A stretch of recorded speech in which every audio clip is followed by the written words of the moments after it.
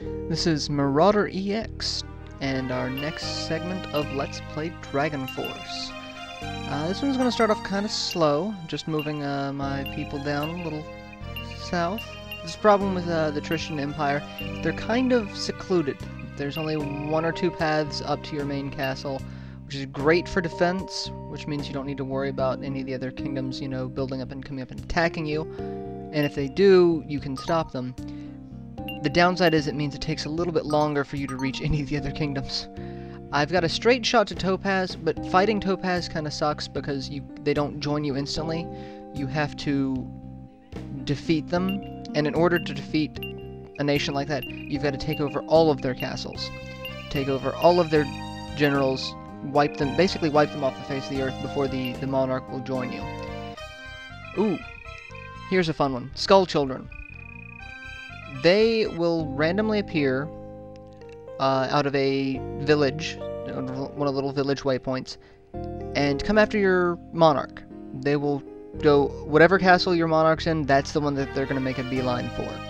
They're going to take whatever the shortest route is, and they're going to go for it. Sometimes they'll run into another person's castle before they hit yours, in which case you'll never have to deal with them. No matter how many times you stop them, how many times you fight them, they're going to keep coming back. They're immortal. They are designed to make sure that you level up your monarch. They are the safeguard there to make sure that your monarch does not stay in the castle hiding for the entire game, and then when you finally need to pull them out, they're level 1 going against like level 50 generals. So, but yes, the Topaz. Killing Topaz, I don't feel like dealing with taking over all of their castles, because they are really in a horrible place strategically. They've got Goldark on one side, Reinhardt on one side, and then they've got Mikhail and Gongos, all these nations fighting over the same little border castles. That's just a pain that I don't really want to deal with. So I'm going to come back later and deal with that. And I'm going to watch as the Skull Children just kill themselves. In the meantime, I'm going to take over this little castle here with a bunch of unknown generals. They're all just generic. A samurai, a ninja, and a spirit user. All with 10 troops apiece, not really all that much of a threat, so... The mages, however, are going to suck. I've become to hate mages more and more as I play this game. They started off being the joke, and now every time I deal with them, they kill more of my troops and more of my troops than I really expect. So I guess it's, you know, karma mocking me. We're going to send out Ramzel and Kid as much as I can in this fight, because they need to level up, honestly. They're still level 1. That's just not going to cut it. They're going to need to hit level 2 or 3 here real soon. But I've got faith in them. They're both really strong generals. I can use them for that, so... In the meantime, we're just going to sit back and sonic boom some things. Every time I hear this, I think of Guile. Yay, pop culture. Also, one hint about spirit users. Most of them are going to have one of these little summons. Either Dante's Inferno, or Trident's Daughter, or Wind Dancer. They do the same thing. They summon a creature somewhere on the field, and it shoots out those pillars that circle outwards. If you're dispersed, it's going to do less damage. Depending on where your troops are, they can attack, it can hit your general. So it'll appear right in front of your general, and then you're going to get clocked with one of those spires of death.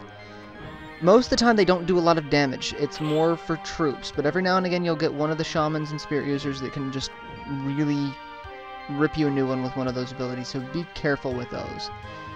But it is really designed for troops. So as long as you're spread out, it's not going to do too much. Now, I'm going to duel, and it's not going to happen. Maya is a spirit user versus a fighter. Magic versus melee. They will never duel. If I had a thief or something going in, or a ninja, maybe they would have. They're considered the lighter melee. Magicians... Spirit users, thieves, they don't go against fighters, knights, anything like that. It's the game just does not do it. So Now we've got a samurai. Samurai, as far as generals and troops, they're pretty good. They mimic the knight class a lot, so he's going to be fairly similar to Aros.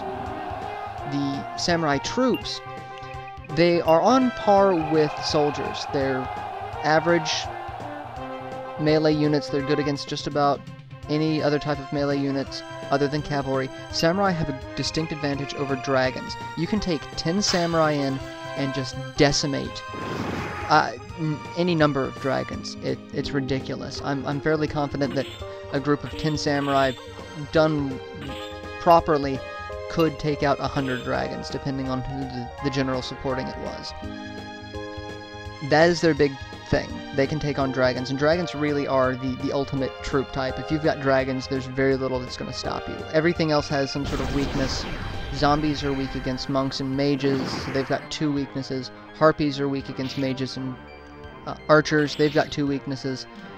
Dragons really only have samurai, so that's always going to be that downside. And he's not going to stick around, even though he probably could have beat me in a duel, hands down. But he's going to retreat, which makes my life a little bit easier, because I don't want to risk injuring Kid this early on. I need as many generals as I can get. And we'll send out Scar, because I like Scar. He needs more playtime. Not that I don't like Aros, but keep everything balanced.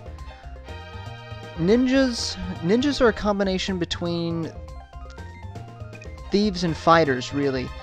Most ninjas start off with either one of 2 abilities. They've got Frog Cannon, which is like Junon's fireball attack, or they've got Assassin Star, which is like Shiva's dagger, and it doesn't do damage, it just attacks your power meter. This one, I believe's got the Frog one, which really, like I said, it's the same thing as Junon's, it just has a different animation. Whereas a giant frog comes out of the sky and... yeah, there it is. There you go.